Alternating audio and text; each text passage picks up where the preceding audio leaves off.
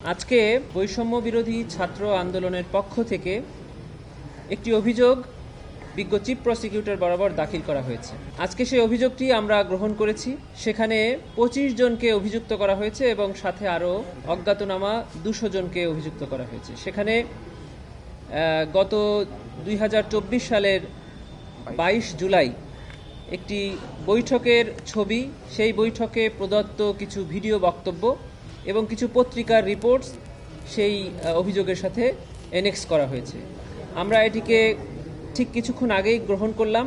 আমরা এটিকে পর্যালোচনা করব এবং খুব শীঘ্রই অতি অল্প সময়ের মধ্যে আমরা এটা তদন্তকারী সংস্থার কাছে প্রেরণ করব তদন্তের জন্য।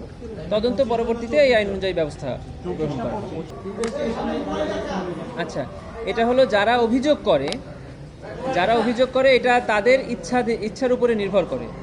একটি সংগঠনের পক্ষ থেকে একটা অভিযোগ আনা হয়েছে, ওনারা আপনাদেরকে বিষয়টা জানাতে চেয়েছেন, এজন্য ওনারা জানিয়েছেন। আপনারা জিজ্ঞাসা করছেন যে আমরা আদৌ এটা পেয়েছি কিনা। আমরা স্বীকার করছি, হ্যাঁ আমরা এটা পেয়েছি। এখন ওনারা কেন জানাচ্ছেন, এটা যারা অভিযোগকারী তারা তাদের উপর।